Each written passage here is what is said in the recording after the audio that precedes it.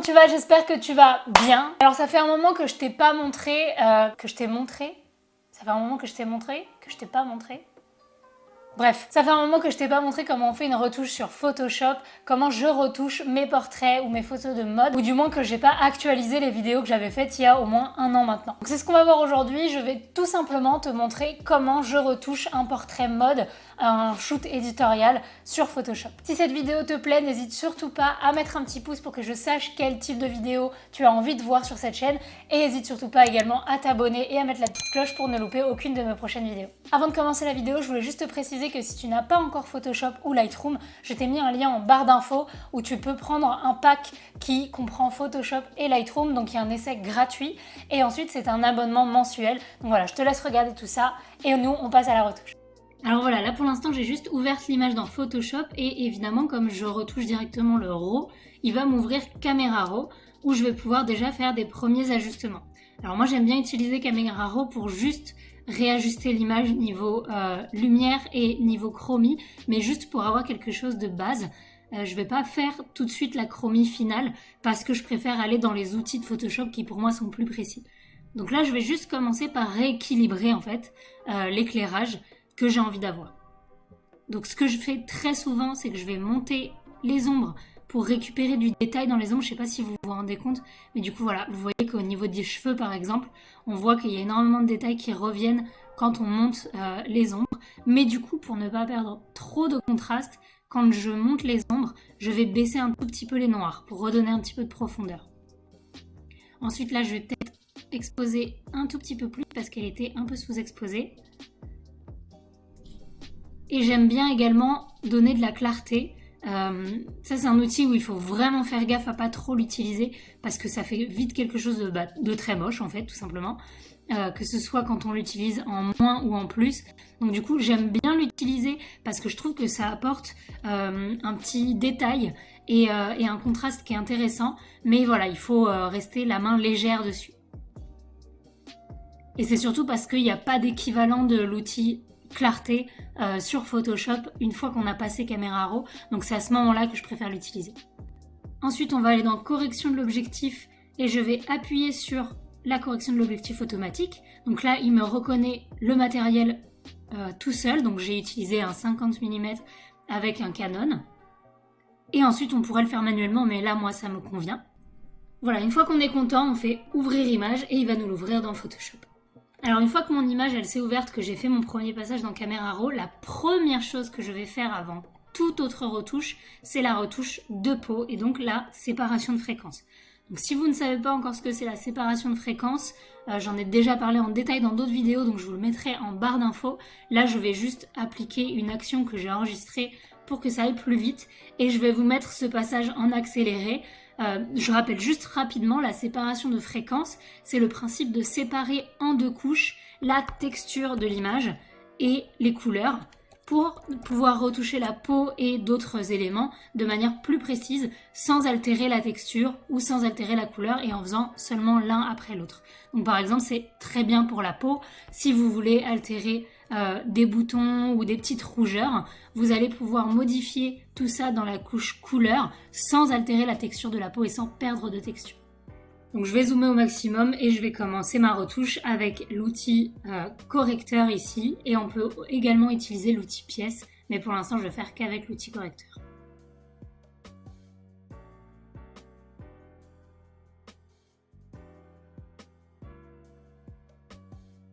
Quand j'ai fini la retouche de peau mais que je veux vraiment être sûre que le résultat me plaise, ce que j'aime bien faire c'est mettre un calque de noir et blanc tout au-dessus.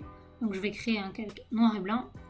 Je viens le mettre tout au-dessus de la séparation de fréquence et en fait je viens baisser un maximum les tons de la peau pour voir s'il n'y a pas de zone où ça me choque et où il y a des petits problèmes.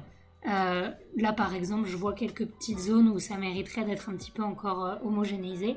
Et je trouve qu'on se rend un peu plus compte en mettant ça qu'en regardant juste à l'œil nu. Donc voilà, c'est une petite technique. Donc maintenant, je peux supprimer ce calque de noir et blanc. Hop, on va venir le supprimer. Et je peux voir un avant-après de ma retouche de peau. On va se mettre en plus zoomé pour que vous voyez la différence.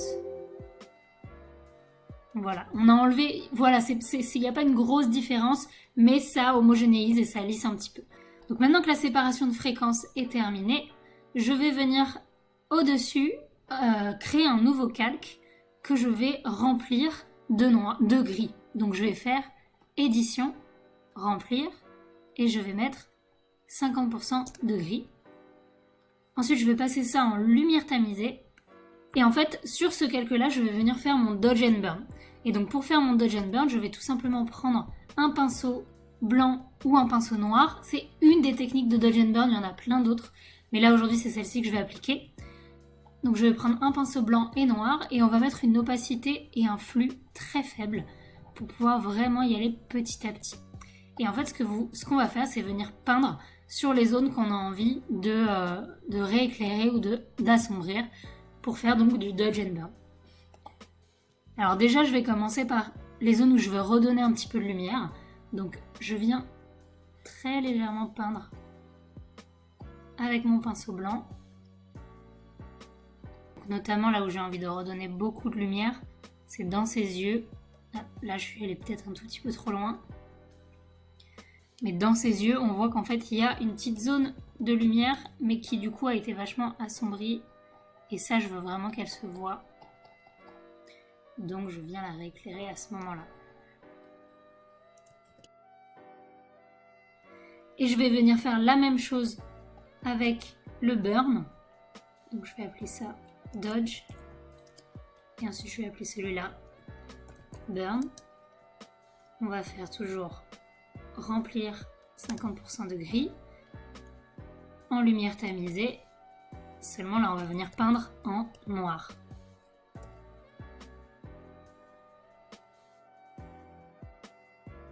Ok, donc là on voit, on a fait vraiment que de la retouche beauté. On n'a pas encore touché à la chromie et on voit le avant-après. Il y a déjà une différence. On voit qu'au niveau de la peau, c'est plus intéressant, c'est plus lisse, etc. Moi, je trouve ça vraiment déjà pas mal. Et ensuite, maintenant, on va passer à la retouche chromie. Donc, je vais mettre tout ce qui s'est passé avant dans un groupe où je vais l'appeler beauté.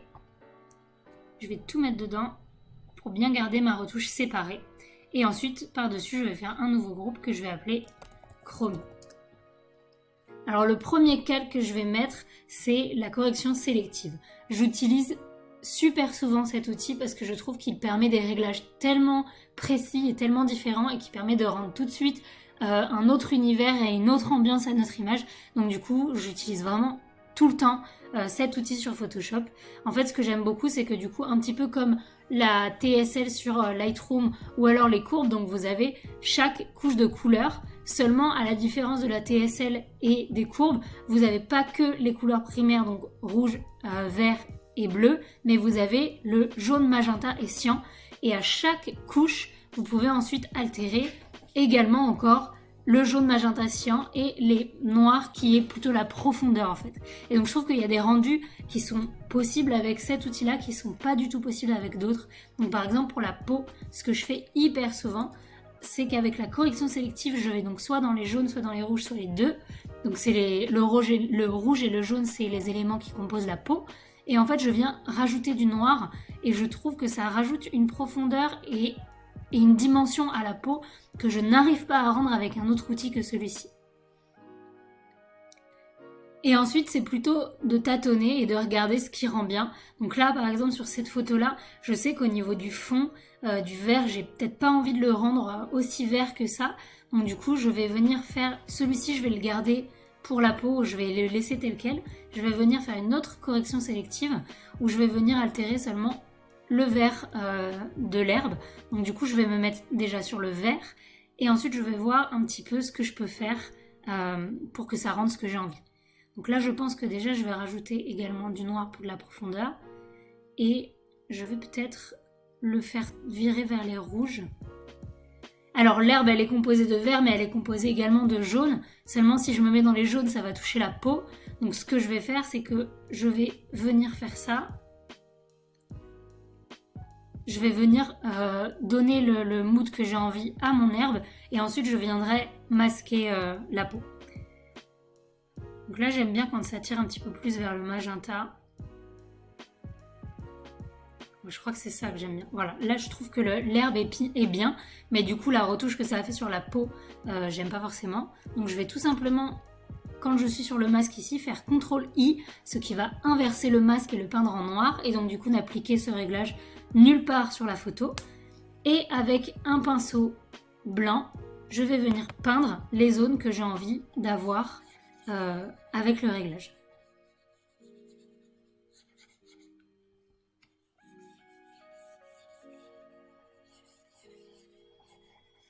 Là, j'aime bien le rendu que ça fait sur l'herbe. Et ensuite, maintenant, je vais pouvoir revenir sur la peau.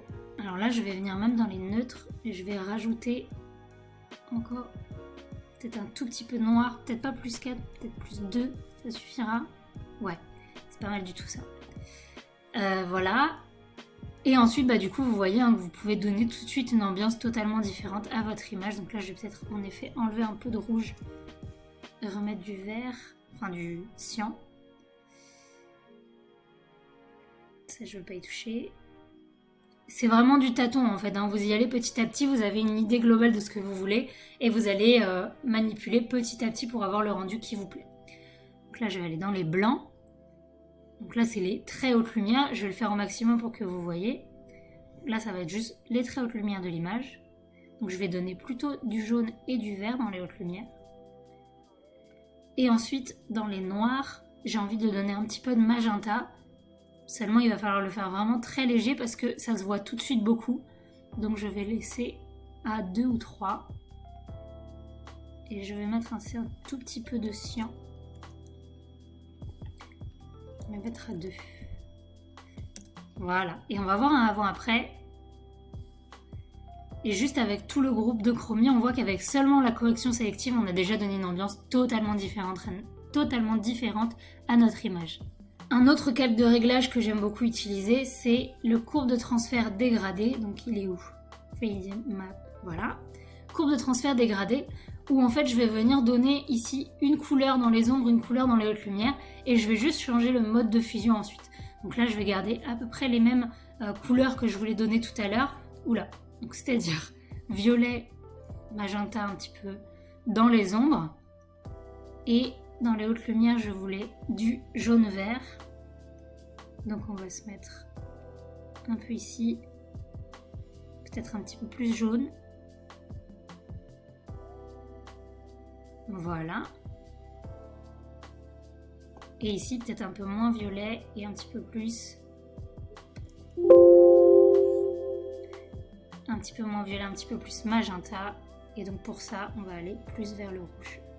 Là, je trouve ça vraiment pas mal. Et ensuite, on va juste venir jouer avec les modes de fusion.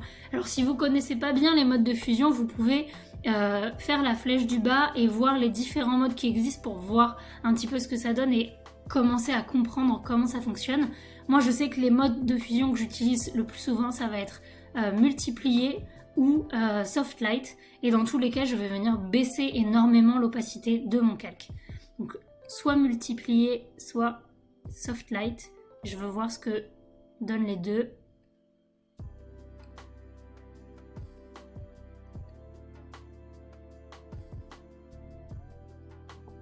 Là, je préfère le mode soft light parce que le mode multiplié, je trouve qu'il m'assombrit un petit peu trop toute mon image.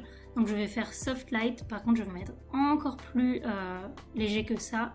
De toute façon, même en le mettant à un très faible pourcentage, il y a déjà un impact sur l'image.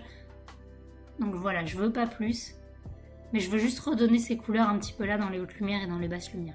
Et enfin là, le dernier réglage que je vais appliquer, c'est que je veux redonner un petit peu d'informations, je veux remonter un petit peu les hautes lumières. Seulement ce que je vais faire, donc, c'est que je vais passer par les courbes, je vais venir le mettre en mode luminosité, et en fait je veux réaccentuer un petit peu les hautes lumières qu'il y a sur son visage et sur sa main. Donc je vais venir ici monter un tout petit peu au niveau des hautes lumières, et rebaisser ici pour ne pas altérer les ombres de trop. Donc je regarde un avant-après. Là ça me semble pas mal. Seulement je vois que ça altère quand même un tout petit peu les ombres. C'est normal parce qu'avec les courbes du coup, même si on mettait plein de points ici, ça altérait un tout petit peu les ombres. Donc du coup si je voulais n'altérer vraiment que les hautes lumières, ce que je peux faire c'est que je vais venir double-cliquer sur mon calque ici. Ça je sais pas si vous le connaissez comme petite astuce. Et ensuite ici, vous avez possibilité donc de venir altérer seulement les basses lumières, seulement les hautes lumières. Donc par exemple, je veux que le calque s'applique que aux valeurs qui sont neutres et hautes lumières, mais pas les basses lumières. Donc je vais venir me mettre juste ici. Et en fait, on voit que quand j'active et que je désactive, on a vraiment le rendu que sur cette zone-là de l'image. Je pourrais baisser les basses lumières, ça ne jouerait que sur les hautes lumières de l'image. Et ça, je trouve ça vraiment super pratique. Voilà, donc là, je pense que j'en ai fini pour la chromie. Je vais voir en avant-après. Ouais, j'ai fini la chromie. Je vais peut-être juste baisser un petit peu l'opacité de ce calque-là. Et on a fini. Et donc maintenant, je vais faire ma dernière étape qui est la netteté. Donc je veux absolument augmenter la netteté encore une fois. Je suis une grosse fan de netteté, j'aime trop quand c'est bien net. Donc du coup, je vais encore augmenter une dernière fois la netteté. Et pour ça, je vais faire CTRL, MAJ, ALT, E. Ça va me créer une copie de tout ce qu'on a fait jusqu'à maintenant. Et je vais faire filtre. C'était où? Voilà, netteté. Et netteté smart, enfin intelligente quoi. Et je vais revenir faire plus de netteté sans toucher au radius. Ok. Voilà. On pourrait faire cette méthode. On pourrait aussi faire un passe haut, donc filtre, autre, passe haut.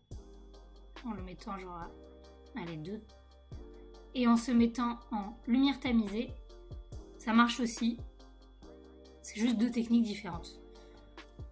Donc voilà ce que ça donne l'image finale avant et après. Et si je veux vous montrer juste la partie chromie du coup. Et maintenant j'applique tout.